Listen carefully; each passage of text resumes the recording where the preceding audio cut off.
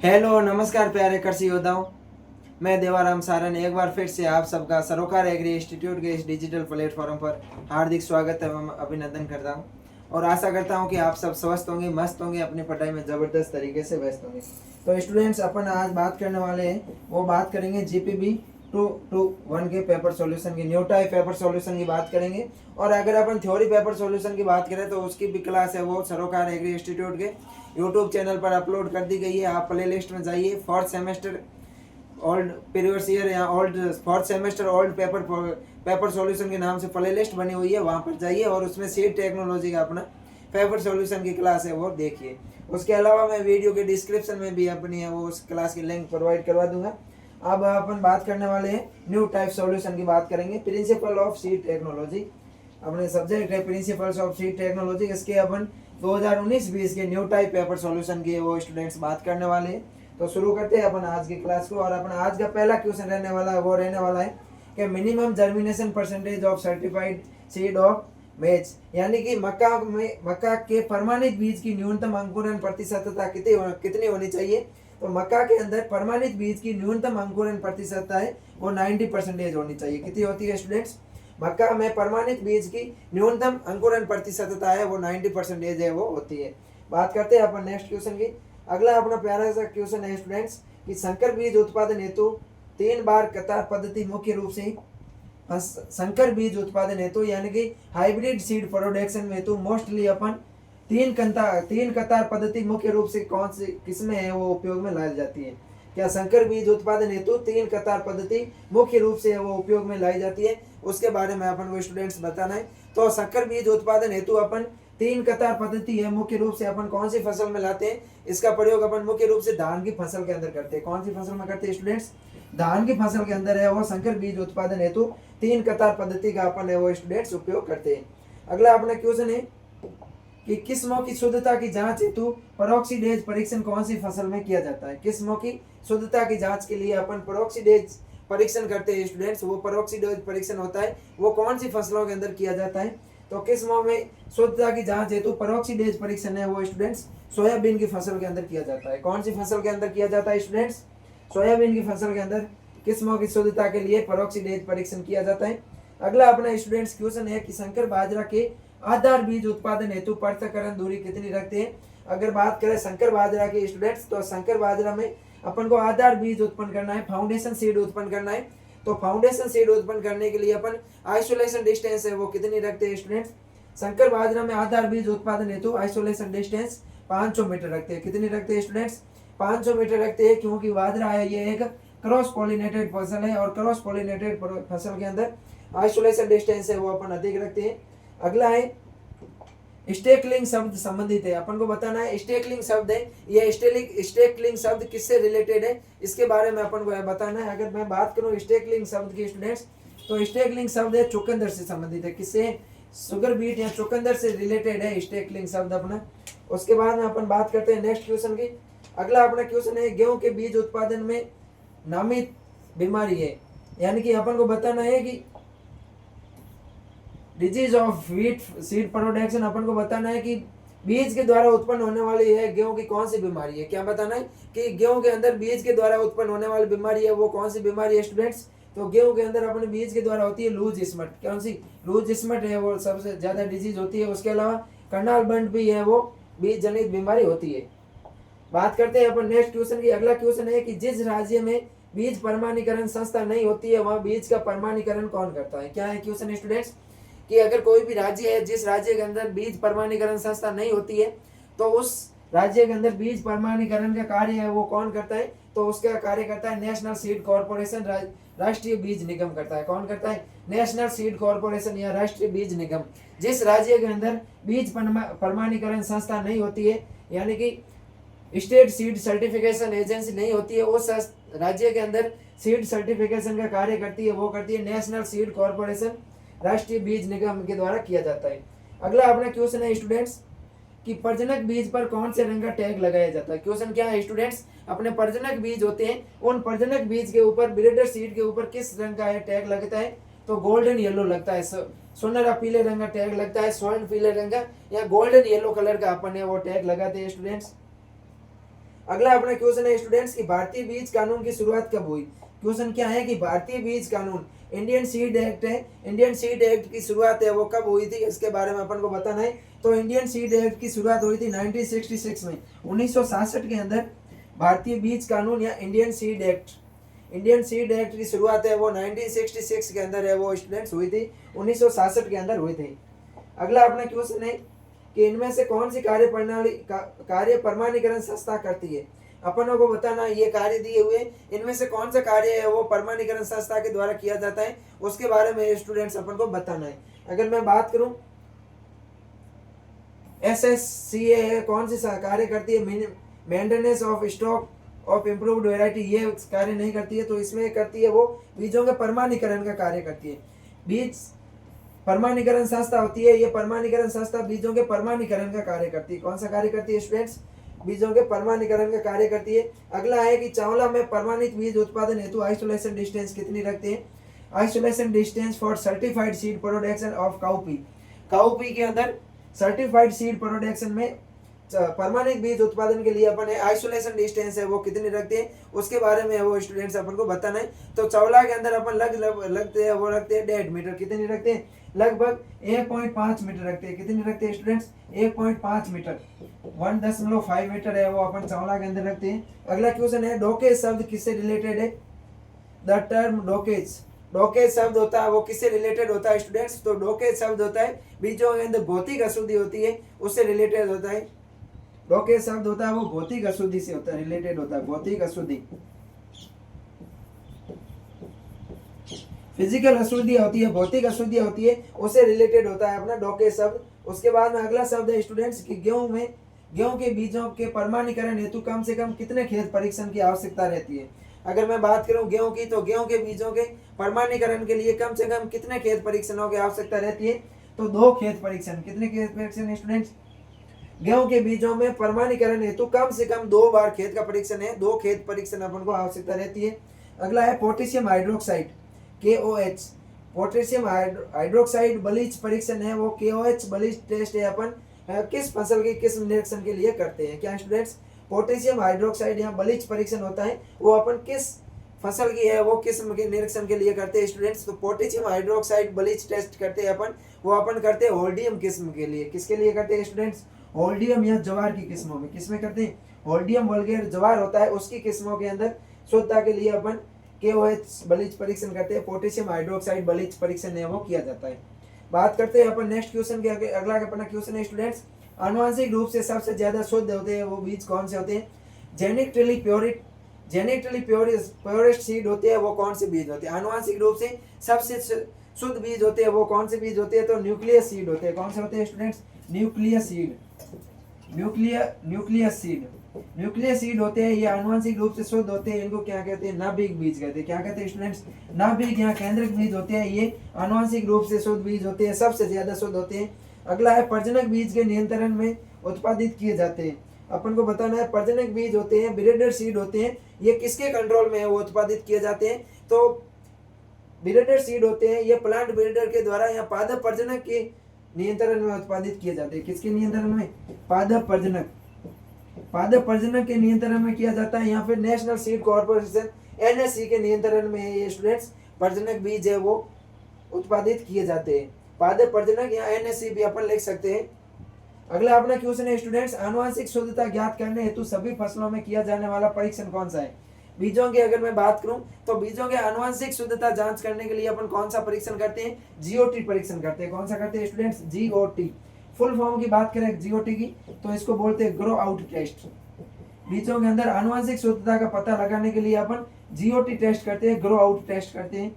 अगला है students OECD का फुल फॉर्म बताना है अपन को। क्या बताना है, OECD का फुल फॉर्म बताना है। अगर मैं OECD के फुल फॉर्म की बात करूं स्टूडेंट्स तो अपने OECD का फुल फॉर्म होता है वो होता है organisation for economics corporation and development. क्या होता है students, organisation for economics and corporation development. Organisation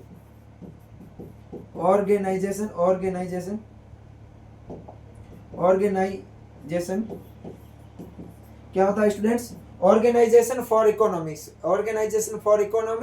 corporation and development होता है। ऑर्गेनाइजेशन फॉर इकोनॉमिक्स और economics, organisation for economics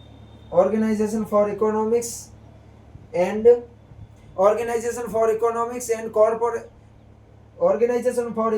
corporation and development होता है। क्या होता है? Organisation for economics corporation and development होता है। इकोनॉमिक्स कॉर्पोरेशन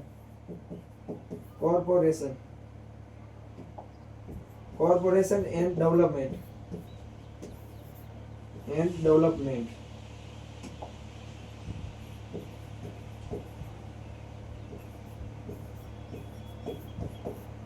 तो अपन बात कर रहे थे ओईसीडी के फुल फॉर्म की। तो ओईसीडी का फुल फॉर्म होता है students organisation for economics corporation and development.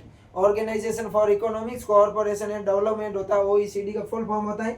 और अगर इसके अपन मुख्यालय की बात करें स्टूडेंट्स, इसका हेडक्वार्टर होता है वो पेरिस के अंदर है। कहाँ है इसका मुख्यालय स्टूडेंट्स? वो पेरिस के अंदर है।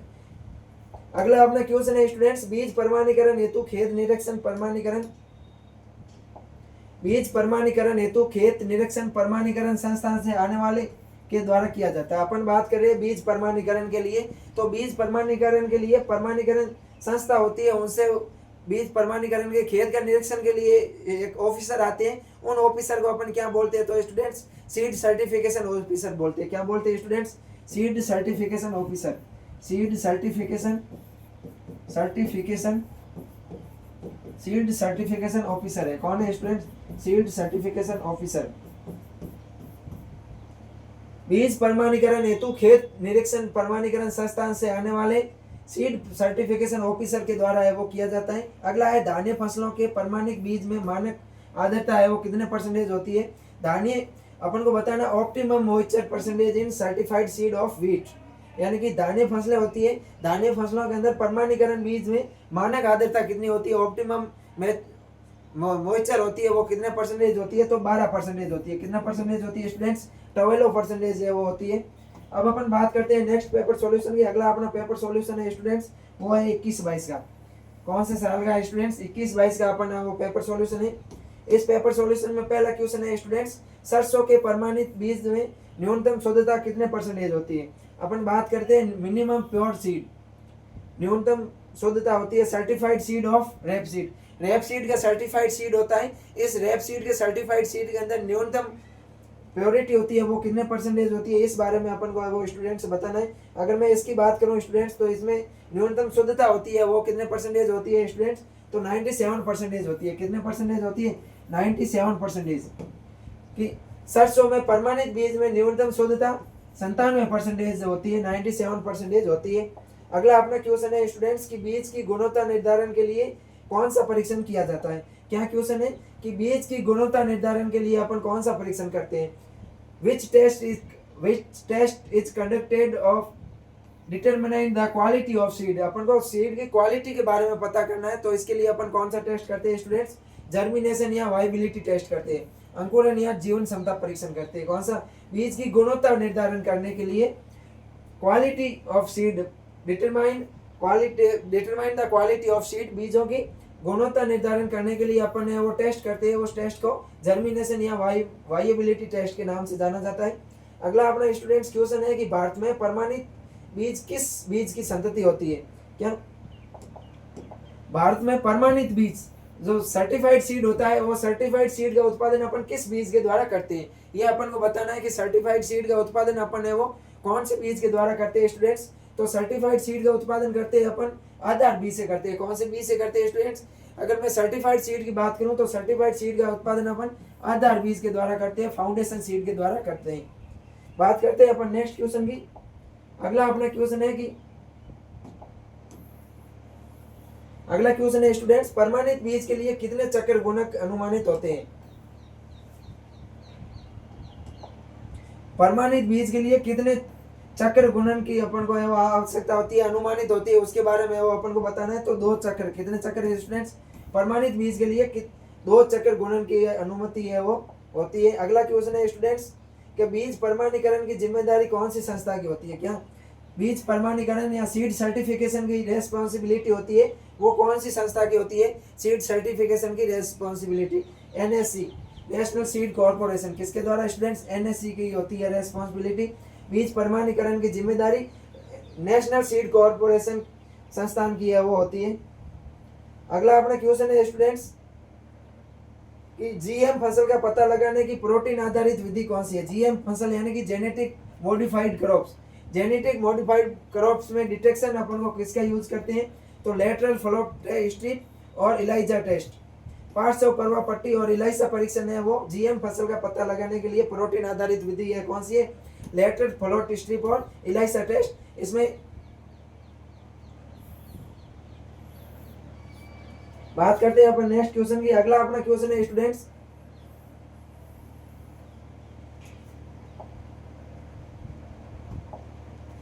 अगला क्वेश्चन है कि एक किस्म की आनुवंशिक शुद्धता किसके कारण है वो बिगड़ती है?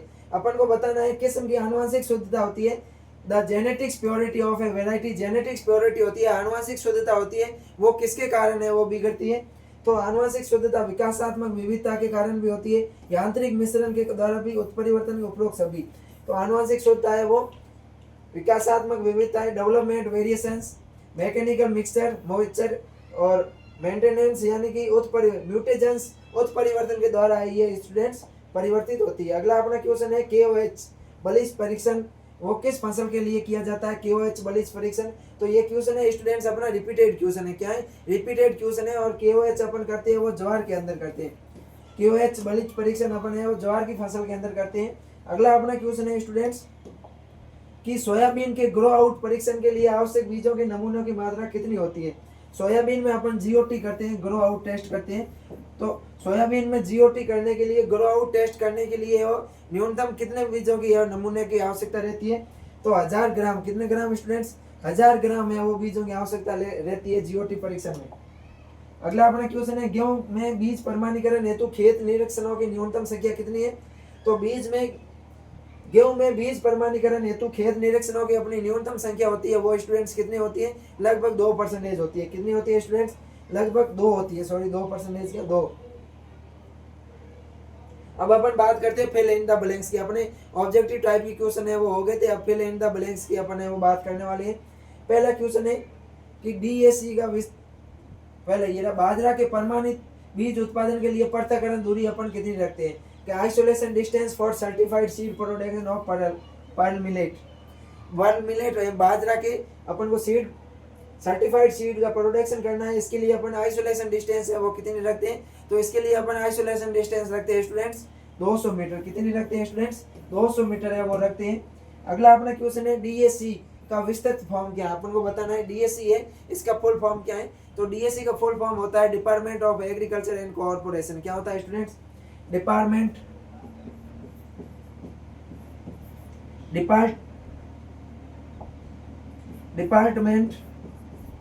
Of agriculture. क्या होता है स्टूडेंट? DAC का फुल फॉर्म होता है department of agriculture and corporation होता है। क्या होता है? Agriculture and corporation.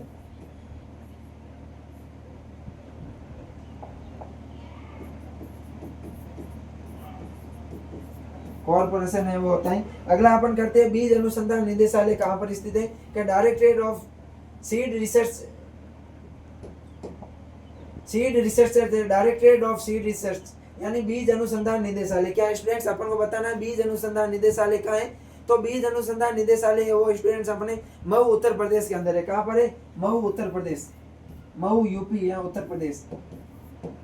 Directorate of seed research है वो कहाँ पर है? बीज अनुसंधान निदेशालय मऊ उत्तर प्रदेश के अंदर स्थित है। अगला है भारत में बीज अधिनियम यानी कि सीड एक्ट इन इंडिया है वो कब लागू हुआ था? भारत के अंदर बीज अधिनियम है वो कब हुआ था? तो ये भी रिपीटेड क्वेश्चन है। भारत के अंदर बीज अधिनियम है 1966 में है वो शुरू हुआ था। अगला अपना क्वेश्चन है स्टूडेंट्स कि बीज certified seed of the tag is issued by यानी प्रमाणित बीज होते हैं, प्रमाणित बीज या सर्टिफाइड सीड के बैग होते हैं, इनके ऊपर है वो किस कलर का टैग लगा होता है? तो इनके ऊपर टैग लगा लेता है वो स्टूडेंट्स ब्लू होता है, नीला रंग का होता है। कैसा होता है? नीला रंग के है वो टैग है वो नीला रंग के वो होता है स्टूडेंट्स। अब अपन बात करते हैं नेक्स्ट क्वेश्चन की। अगला अपना क्वेश्चन है स्टूडेंट्स कि नाभिकीय बीज का गुणवत्ता आश्वासन है वो किसके द्वारा दिया जाता है? क्या स्टूडेंट्स? नाभिकीय बीज होता है अपना, नाभिकीय बीज की गुणवत्ता का आश्वासन है वो किसके द्वारा दिया जाता है? तो नाभिकीय बीज की गुणवत्ता का आश्वासन है ये स्टूडेंट्स पादप प्रजनक के द्वारा दिया जाता है। किसके द्वारा दिया जाता है? पादप प्रजनक के द्वारा है वो स्टूडेंट्स दिया जाता है। बात करते हैं अपन नेक्स्ट क्वेश्चन की। अगला है मक्का के प्रमाणित बीज में इष्टतम नमी की मात्रा कितने परसेंटेज होती है? मक्का का प्रमाणित बीज होता है उसके अंदर ऑप्टिमम मॉइस्चर परसेंटेज है वो कितने परसेंटेज होती है? नमी की मात्रा कितने परसेंटेज होती है? तो लगभग 12 से 13 परसेंटेज होती है। कितने परसेंटेज होती है स्टूडेंट्स? मक्का के अंदर ऑप्टिमम मॉइस्चर कंटेंट होता है वो लगभग 12 से 13 परसेंटेज होता है। अगला है भारत में राष्ट्रीय बीज निगम seed corporation of in India, national seed corporation in India, Bharat में राष्ट्रीय बीज निगम की स्थापना है वो कब हुई थी? अपन को बताना है national seed corporation in India है वो इसकी स्थापना कब हुई थी?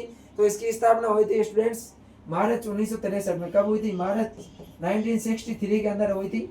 अगला है कपास के प्रमाणित बीज में न्यूनतम बीज अंकुरण क्षमता कितने परसेंटेज होती है? कपास का जो अपने सर्टिफाइड सीड होता है, कपास के सर्टिफाइड सीड के अंदर न्यूनतम बीज अंकुरण क्षमता होती है वो कितने परसेंटेज होती है? तो लगभग कपास के अंदर सर्टिफाइड सीड की न्यूनतम बीज अंकुरण क्षमता होती है वो 65 परसेंटेज होती है। कितनी होती है? 65 परसेंटेज होती है, 65 परसेंटेज होती है। पेरोक्सीडेज परीक्षण है वो किस फसल के लिए प्रयोग में किया जाता है? क्या स्टूडेंट्स? पेरोक्सीडेज परीक्षण, पेरोक्सीडेज परीक्षण अपन करते हैं सोयाबीन की फसल के लिए। कौन सी फसल के लिए करते हैं? सोयाबीन की फसल के लिए वो स्टूडेंट्स करते हैं। बात करते हैं अपन नेक्स्ट क्वेश्चन की 2023-24 के पेपर सॉल्यूशन की। इसमें अपन पहला क्वेश्चन है students ELISA test is perform to test. ELISA test होता है ये किस परीक्षण से जांचा जाता है? एलाइसा टेस्ट से अपन है वो किसकी जांच करते हैं उसके बारे में स्टूडेंट्स अपन को बताना है। एलाइसा टेस्ट के द्वारा अपन है वो विषाणु की जांच करते हैं। किसकी जांच करते हैं? विषाणु या वायरस की जांच है वो की जाती है। अगला है स्टूडेंट्स की 4 हेक्टेयर क्षेत्र के लिए कम से कम कितने पर क्षेत्र गणना की आवश्यकता होती है? क्या है? 4 हेक्टेयर क्षेत्र के लिए कम से कम कितने पर क्षेत्र गणना की वो अपन को आवश्यकता रहती है? तो लगभग अपन को आवश्यकता रहती है वो 7 गणना की आवश्यकता रहती है। कितने गणना की आवश्यकता रहती है स्टूडेंट्स? लगभग है वो अपने 7 गणना की है वो आवश्यकता रहती है। बात करते हैं अपन नेक्स्ट क्वेश्चन की स्टूडेंट्स। अगला अपना क्वेश्चन है कि पीपीवी एवं एफआर, पीपीवी एवं एफआर ऑथोरिटी, पीपीवी एवं एफआर ऑथोरिटी के द्वारा पंजीकृत एक्सटेंट वैरायटी को कितने वर्षों का संरक्षण मिल सकता है? तो पीपीवी एंड एफआर ऑथोरिटी के द्वारा पंजीकृत एक्सटेंस वैरायटी होती है उनको लगभग है वो स्टूडेंट्स 15 से 17 वर्ष होता है। तो लगभग 15 वर्ष की है वो स्टूडेंट संरक्षण है वो मिल सकता है। बात करते हैं अपन नेक्स्ट क्वेश्चन की।